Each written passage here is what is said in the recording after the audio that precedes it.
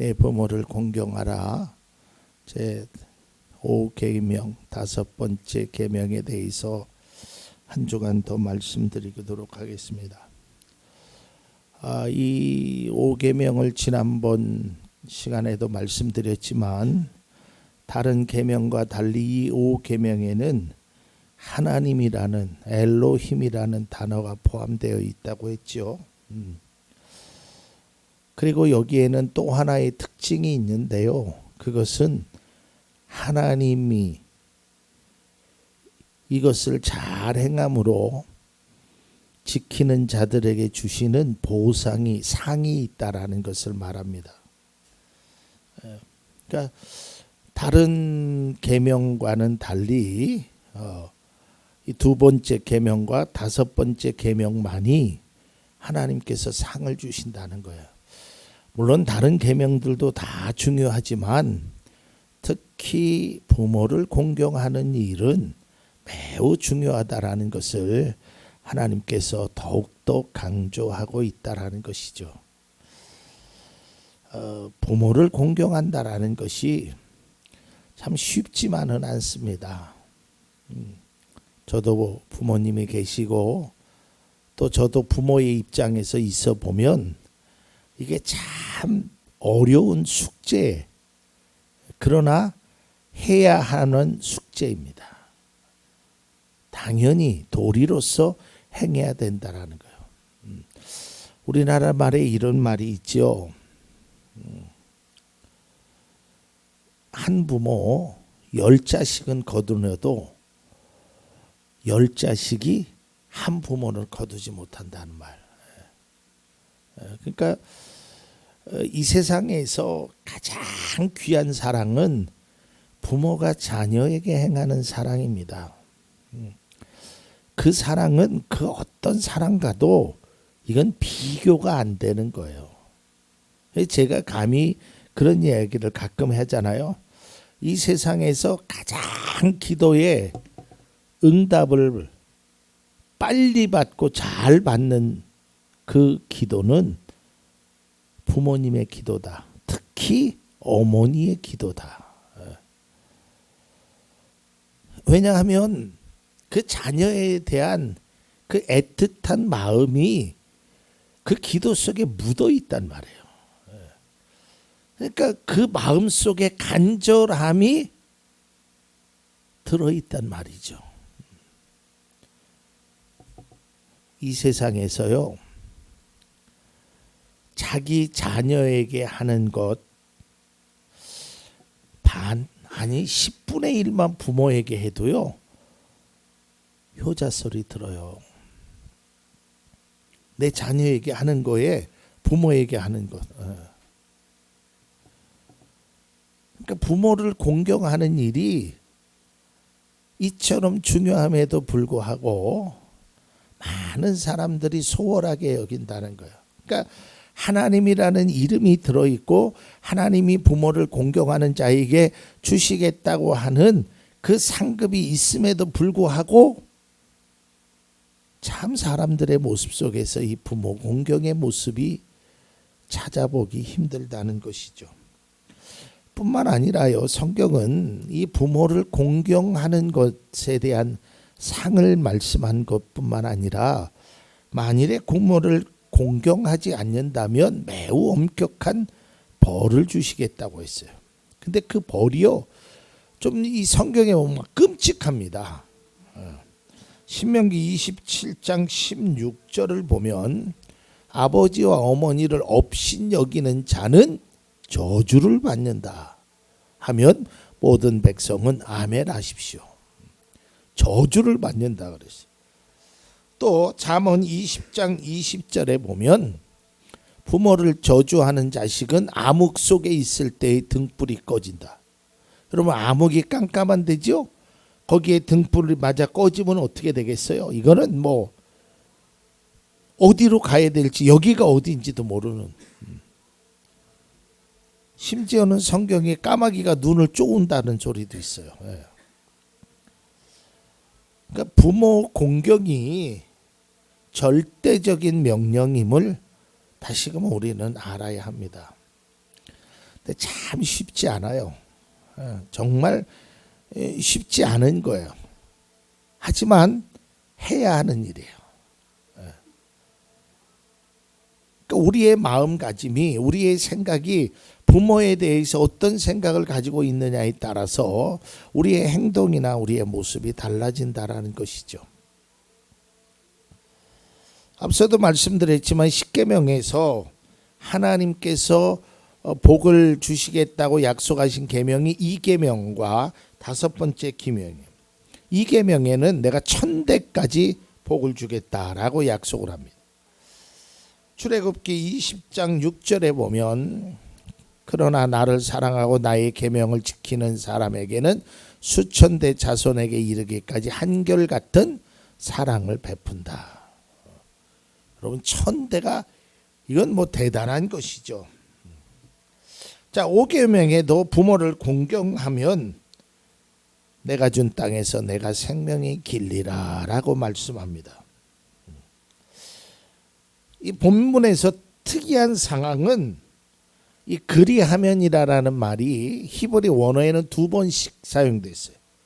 이게 무슨 말이냐면 부모를 공경하라. 그리하면 너의 생명이 길게 될 것이다.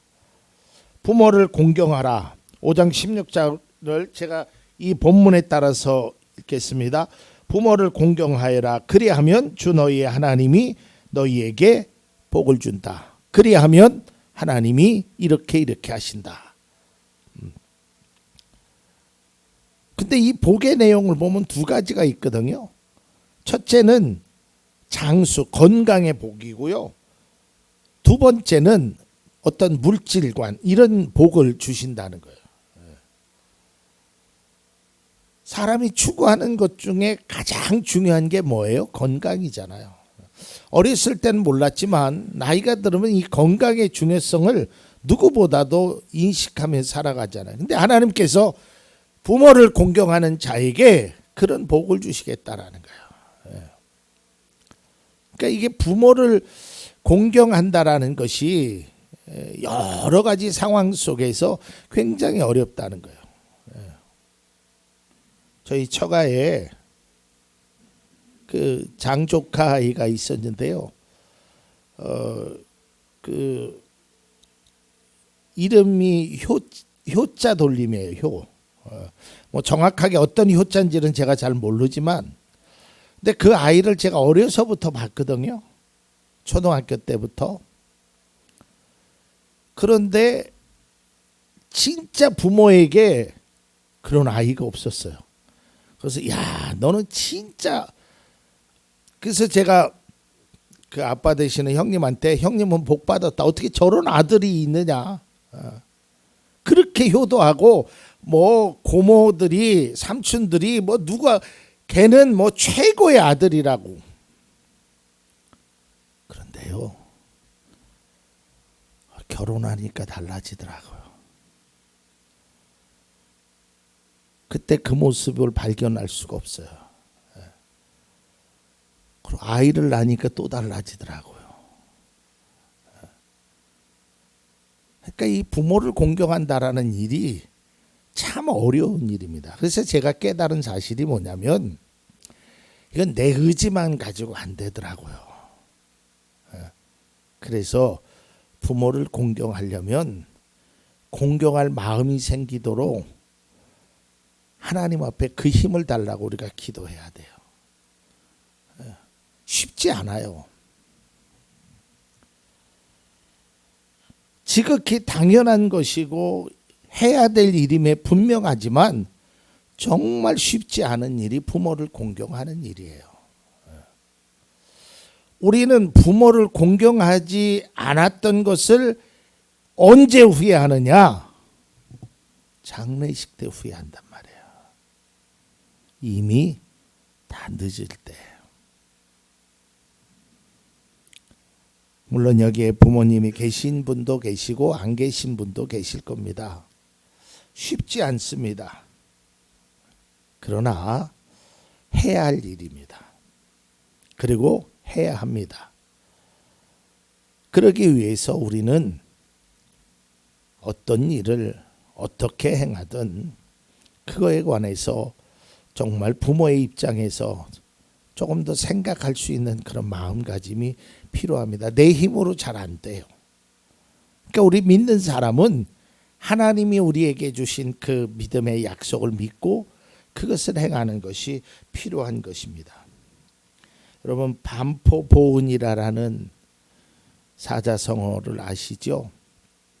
까마귀가요, 어려서는 부모가 이렇게 나눠주잖아요. 그 먹이를. 그러면 까마귀는 밑에서 이렇게 처마 밑에서 입만 벌리고 있으면 입에다 넣어주잖아요. 근데 나중에 그 어미가 늙게 되면, 날지도 못하게 되면 이제 그 어린 까마귀가 커서 자기 그동안 엄마 아빠를 이렇게 준다고 합니다. 하물며 새들도 그런데 사람도 그래야 되지 않겠습니까? 저도 이 설교를 하면서도 참 마음 한구석에서는 나는 과연 얼마나 효도를 하며 살았나, 또 앞으로 어떤 효도를 할 수 있을까. 참 때로는 제 자신이 자책되는 일들이 참 많이 있습니다. 부족하다라고 느끼는 일들이 많이 있어. 우리 모두가 다 그런 생각하지요. 내가 그때 좀 잘해드릴 걸, 그때 좀 그럴 걸. 우리의 후회가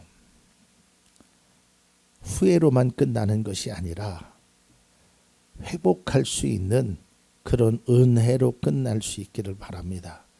그래서 우리가 실제적으로 나를 낳아주신 어머님, 아버님이 이 세상을 떠났다고 하더라도 우리는 공경의 대상이 부모에만 있는 것이 아니라 우리가 어떤 사람을 공경할 수 있는 그 일을 우리가 행할 수 있는 것이, 그것이 그리스도인의 삶의 태도입니다. 이제 말씀을 맺고자 합니다.